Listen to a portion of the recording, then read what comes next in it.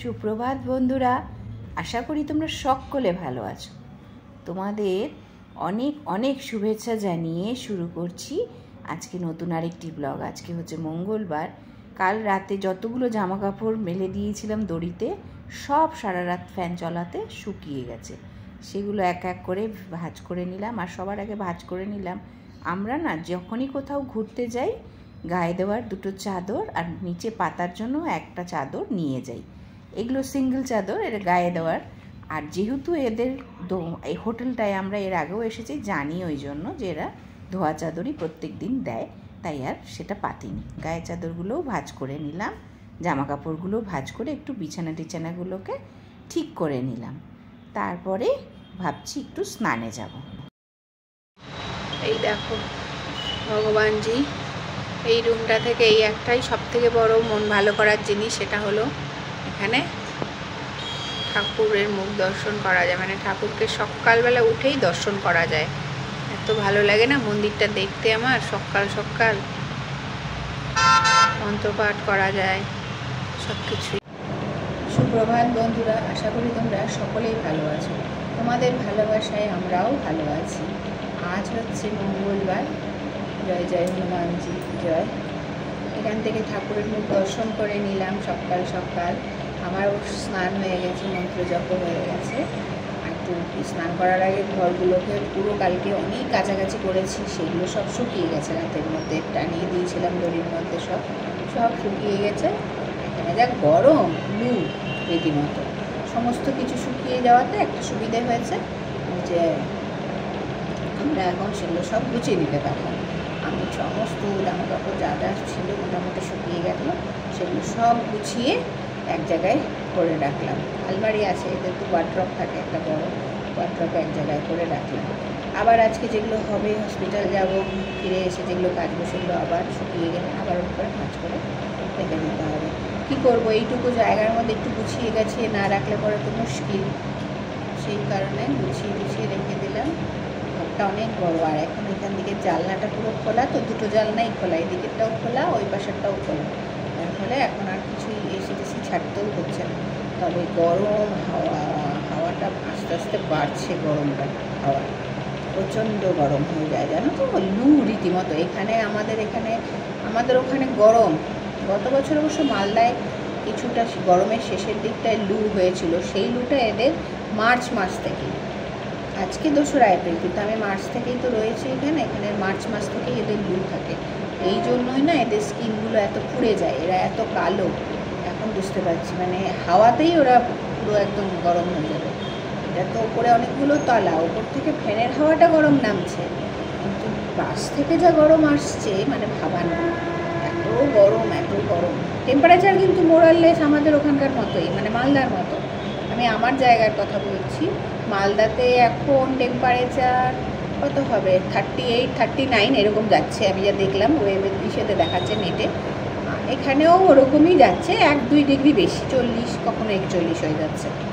কিন্তু এই লুয়ের জন্যই এখানকার মানুষদের ব্যবস্থা। সবথেকে বড় কথা, এখানে কোনো হিউমিডিটি নেই। মানে তুমি যে হাঁটবে না, ঘামবে না, তুমি ড্রাই, প্রচণ্ড ড্রাই এরিয়া। প্রত্যেকটা মানুষের ঘরে ঘরে একটা করে কুলার নাহলে এসি লাগানো আছে। মরেই যাবে নাহলে এরা, সত্যি কথা। একতলা হোক, দোতলা হোক, উপরতলা হোক, সব জায়গায়। আর তার থেকেও বড় কথা, আমার মনে হয় এত হাই রাইজিং বিল্ডিং হায়দ্রাবাদে, এত গাছ কম, বিল্ডিং বেশি। মানে বিল্ডিং থেকেও বড় কথা, হাই রাইজিং বিল্ডিং বেশি, যার জন্য এখানে এত গরম। আমি না তাকাতে পারছি না। এই সকালই রোদগুলো যেন আমার চোখে ঠিকরে আসছে, দেওয়ালে লেগে। এত গরম এখানে। চলো আজকে এখন ব্রেকফাস্ট করে তারপরে আমরা যাব নার্সিংহোমে, হাসপাতালে যাব। তার আগে অবশ্য ওর বাবার চোখের ব্যাপারটা, চশমার ব্যাপারটাকে সমাধান করতে হবে, নাহলে তো মুশকিল। এই ভদ্রলোক তো চোখেই দেখতে পাচ্ছে না, কী করবে। সেজন্য বারবারই বলছি যে 3জন মিলেই যাব। মেয়েকে নিয়ে যে কোনো জায়গায় এখন যেতেই আমার ভয় লাগে, জানো তো। নাকি ও একাই আগে গিয়ে ডাক্তারটা দেখাবে চশমার। এখানে ডাক্তার না দেখালে পর্যন্ত ওরা চশমার ফ্রেমও চেঞ্জ করে দেবে না, আমার যতটুকু ধারণা, ওদের কাছে শুনে যেটুকু বুঝলাম আমি। দেখা যাক, যাই করুক এখন সেটা তো করতেই হবে, এমার্জেন্সি যখন করতে তো হবেই। সেটার জন্যই এখন ওর বাবাকে বলছি যে তুমি না হলে আগেই বেরিয়ে যাও, আমি মেয়েকে নিয়ে পরে যাবো, মানে আমি হসপিটালের টাইমে গিয়ে পৌঁছাবো। প্রথমে বলেছিল 10টার মধ্যে যেতে, সকালই ফোন চলে আসলো যে না 10টায় আসতে হবে না, আফটারনুনে আসুন, মানে 2:30-3টের দিকে যেতে হবে। মানে আবার মনে হয় ওটিতে নিয়ে গিয়েই বিভিন্ন টেস্ট করবে, আগে স্ক্যান করবে বা অন্য কিছু করবে, করে তারপরেই বোধহয় আজকে কাজকর্ম ওরা করবে।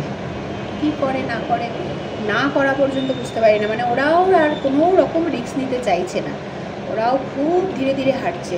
আমিও তাই দেখছি, ডাক্তাররাও কিন্তু ভগবানকে ভয় পায়, আমরা শুধু ভয় পাই না, ডাক্তাররাও ভগবানকে ভয় পায়। আমার মনে পড়ে খুব বিখ্যাত একজন ডক্টর, আমার যখন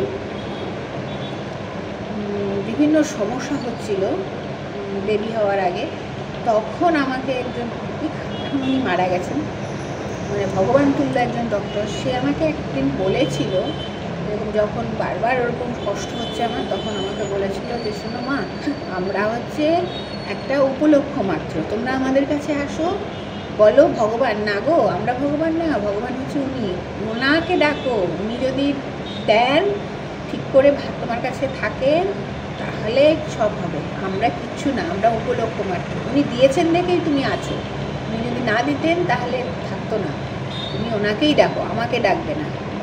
তখন আমার এই কথাটা না আজও আমি ভুলি না। একজন ডাক্তার অত বয়স্ক, মারা গেলেন, 93 বছর বয়সে মারা গেলেন, ওই করোনার পরে পরেই উনি মারা গেছেন। হয়তো যারা বেবি হতে গিয়ে যাদের অনেক রকমের সমস্যা হয়েছে তারা হয়তো জানো, উনি একজন বিখ্যাত গাইনি আমাদের ওয়েস্ট বেঙ্গলে, ওনার মিসেস দুজনেরই, ওনার বিশাল বড় ফার্টিলিটি সেন্টার রয়েছে কলকাতাতেও। উনি আমাকে এই কথাটা বলেছিলেন যে ওনারাও কিন্তু ভগবানকে ভয় পায়, আর এইখানে ডাক্তাররা কেন, মানুষও বাচ্চাদেরকেও ভীষণ ভয় পায়, শিশুদেরকে প্রচণ্ড ভয় পায়, ভগবানকেও যেমন ভয় পায়, শিশুদেরকেও ভয় পায়। আর একটা জিনিস আমি মন্দিরে গিয়ে জানতে পারলাম, যেটা হলো যে আমরা যে গড় হয়ে প্রণাম করি না, একদম শুয়ে পড়ে প্রণাম করি, মহিলাদের সেটা করতে হয় না। মহিলাদের শুধুমাত্র পা হাঁটু পর্যন্ত যেন মাটিতে ঠেকে, আর হাত দুটো ঠেকবে, পেট বুক এগুলো যেন কিছু মাটিতে না ঠেকে। আমরা অনেক সময় দণ্ডি কাটি যে রাস্তায়, সেটাও নাকি ঠিক না। এইখানকার পুরোহিত আমাকে সে কালকে বললেন না এটা ঠিক করবে না, তোমার যে গর্ভ, মানে তোমার যে পেট, সেটা হচ্ছে ভগবানের আধার, ওকে মাটিতে ঠেকাবে না, কখনো ঠেকাবে না। দেখো কত কিছু শেখা যায়। তোমাদের বলেছিলাম যে আমি অনেক কিছু এখান থেকে শিখছি ধর্মের, তা তোমাদের সাথে শেয়ার করব। আরও একটা জিনিস শেয়ার করার আছে, সেটা একটু তোমাদের বাড়ি গিয়েই মনে হয় ওটা আমাকে দেখাতে হবে। আমি করি অবশ্য ওটা, সেই জন্যই বললাম বাড়ি গিয়েই হয়তো আবার দেখাতে হবে। ওটার জন্য যে জিনিসপত্র লাগে সেগুলো তো এখানে পাবো না। একটা প্রদীপ জ্বালাতে হবে শনিবার করে, সেটা কিভাবে কি বৃত্তান্ত তোমাদের বাড়ি গিয়ে আমি করে দেখাবো। হ্যাঁ চলো, আজকের ব্লগটা এখন থেকেই স্টার্ট করলাম, অনেক গল্প হলো, সাথে থাকো, দেখতে থাকো। মেয়ে অনেকটা ভালো, মানে মনটা তো সব থেকে ভালো। আসল কথা, মানুষ তখন অসুস্থ হয়ে যায় যখন অসুস্থ পরিবেশে থাকে। মানসিক শান্তি, মানসিক সুখ অনেক বড় ব্যাপার, তবেই কিন্তু তুমি ফিজিক্যালি সুখে থাকবে, ফিজিক্যালি হ্যাপি থাকবে। যখন তুমি মানসিকভাবে দুর্বল হয়ে যাবে, তখন অন্যান্য রোগও তোমাকে আঁকড়ে ধরবে। এটাও এক ধরনের টিপস বলতে পারো তোমাদেরকে, সকাল সকাল বলছি আমার নিজস্ব অভিজ্ঞতা থেকে।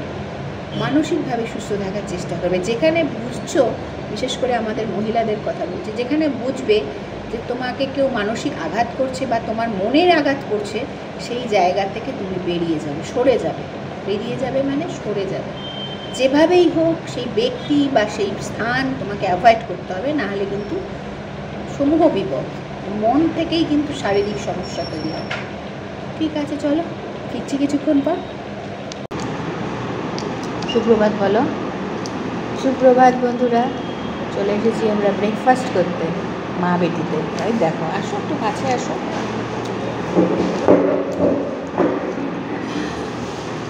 নিয়ে নিয়েছি ব্রেড,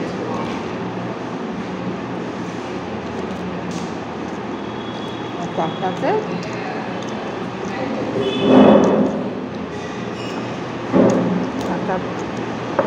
দুধ, আমি চা। যা। আমি এখন যখন ভয়েস ওভার দিচ্ছি তখন তোমাদের সাথে কিছু জিনিস শেয়ার করব, এটা অবশ্যই বলতে পারছি, কারণ খুব গুরুত্বপূর্ণ কথাটা আজকে দিনের শেষে আমার জানা হয়ে গেছে, তাই অবশ্যই শেয়ার করব। একটা যেমন খুব বড় কথা তোমাদের সাথে শেয়ার করলাম, যে যেখানে মানসিক প্রবলেম দেখতে পাবে, যেখানে তোমাকে মানসিকভাবে অসুস্থ করে দেওয়া হবে, সেই জায়গাটাকে তোমাকে ত্যাগ করতে হবে। দ্বিতীয় আরেকটা কথা যেটা অবশ্যই বলবো, সেটা হচ্ছে বেশি আগের জিনিস ভেবে কোনো লাভ নেই, বুঝলে? তোমার সামনে কতটা পরে কি ঘটবে এতটা ভাবার মতন দরকার আমার মনে হয় না রয়েছে। যেমন ধরো সকালবেলায় ভাবছিলাম যে মেয়েকে নিয়েই যাব নাকি ওই একাই যাবে চোখ দেখাতে, এগুলো ভাবছিলাম। কিন্তু শেষ পর্যন্ত আমরা দেখলাম কি না, আমাদের তিনজনকেই এখানে যেতে হলো। চলে আসলাম ভাসান, দেখেই বুঝতে পারলে। সেখানে এসে হঠাৎ করে আমার বর আমার চোখ দেখানোর জন্য নাম লিখিয়ে ফেললো। 3 বছর আগে আমি একবার দেখিয়েছিলাম ভাসানে, সেই জন্য রেজিস্ট্রেশন আর নতুন করে করতে হয়নি। সেখানে চোখে 5 বার আই ড্রপ দিয়েছে, আর একটা ওষুধ হলুদ রঙের, সেটা নিচের দিকটায় লাগিয়ে দিয়েছিল দেখে, সেটাতে 3 বার দিয়েছে। মানে 3 আর 5 মিলে টোটাল 8 বার আমার চোখে ওষুধ পড়াতে আমি তারপরে আমার প্রেসক্রিপশান আসলো, তাতে দেখা গেল আমার লোকালি ডাক্তাররা অনেক কম পাওয়ার দিয়ে দিয়েছে, সেই জন্য আমি ঠিকঠাক দেখতে পাচ্ছি না। সেই জন্য আমার পাওয়ারটা চেঞ্জ হলো। আর বেরোনোর পর আমি একটুকু চোখে দেখতে পাচ্ছিলাম না, ওই ড্রপগুলোর জন্য, ওষুধগুলোর জন্য খুব কষ্ট হচ্ছিল রোদে। তারপর যাই হোক তাড়াহুড়ো করে চলে আসলাম হসপিটালে। এসে খানিকক্ষণ অপেক্ষা করার পর তারপরে মেয়েকে নিয়ে গেল ওটিতে, সেখানে বিভিন্ন টেস্ট হওয়ার পর আবার নতুন করে ব্যান্ডেজ করে দেওয়া হলো। আর ডাক্তার বলে দিয়েছে বৃহস্পতিবার আমরা যেন অবশ্যই আবার হসপিটালে যাই, সেদিন ফাইনাল যা হওয়ার বলে দেবে ডাক্তার।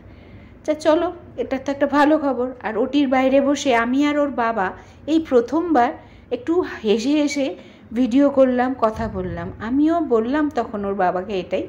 চলো কি বললাম সেটা তোমরা নিজেরাই শোনো। আমরা হাসতে পারছি এখন, এই প্রথমবার ওটির সামনে বসে থেকে। সেটাও ঠিক কথাই বলেছো, হ্যাঁ ক্লাস করছি। আরেকজন তো হেঁটে হেঁটে হাসতে হাসতে ক্লাস করতে চলে গেল। আমি তো অবাক ওকে দেখে, যে বাবা এই বয়সে কি হয়ে গেছে না, এই ফার্স্ট টাইম এরকম দেখলাম মেয়েকে, মনটাও ভালো লাগছে। বেরিয়ে আসুক, তারপরে আবার দেখা করো। হসপিটাল থেকে বেরিয়েই এত খিদে পেয়েছে, একটা খাওয়ার দোকানে ঢুকে পড়েছি। সেই যে সকালে ব্রেকফাস্ট করেছিলাম, আর তো খাওয়া হয়নি। পিৎজা আর চিকেন স্যান্ডউইচ এই দুটোর অর্ডার দেওয়া হয়েছিল দেখলেই, আর সাথে আমি আর ওর বাবা 2 কাপ চা নিয়েছি। চা যখনই আমি নেই তখনই প্রথম আমি চা কিছুটা ফেলে দিই ওইভাবে, কারণ ওই সাইডটা যদি কেউ আঙুল দিয়ে ধরে আমাদেরকে চায়ের কাপটা দেয়, এই একটা বাজে অভ্যেস আমার রয়েছে।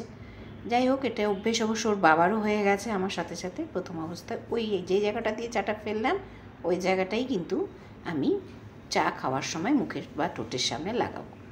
এটা একেবারে আমার একটা বাজে বদ অভ্যেস বলতে পারো। তারপরে যাই হোক বিল মিটিয়ে আমরা চলে আসলাম একেবারে ওলা ধরে, মানে আমাদের হোটেলের দিকে রওনা দিয়ে দিলাম। আর রাস্তায় দেখছি মেয়ে হঠাৎ করে একটু ঘুমিয়ে যাচ্ছে, এতটাই ক্লান্ত হয়ে গেছে, আর শরীরটাও খুব একটা ভালো লাগছিল না দেখো। আর এত টাইট করে ব্যান্ডেজটা করেছে না, জায়গায় জায়গায় ব্যান্ডেজের টাইটের জন্য কেটে কেটে গেছে একটু একটু। তবে এটা খুব কমন নাকি এই ধরনের ব্যান্ডেজ করাতে বাচ্চাদের ক্ষেত্রে, ওদের স্কিনগুলো খুব পাতলা হয় তো তাই। আর আমরা সাধারণত যে জায়গাটায় গিয়েছি, মানে ডাক্তার দেখাতে, বা যে জায়গায় মেয়ের অপারেশনটা হলো, সেটা এতটাই ভালো জায়গা যে তুমি সব কথার উত্তর খুঁজে পাবে সেখানে। আজকের মতন তাহলে ব্লগটা এখানেই শেষ করছি। দেখা হবে নতুন আরেকটি ব্লগে তোমাদের সকলের সাথে। ততক্ষণ সকলে ভালো থেকো, সুস্থ থেকো।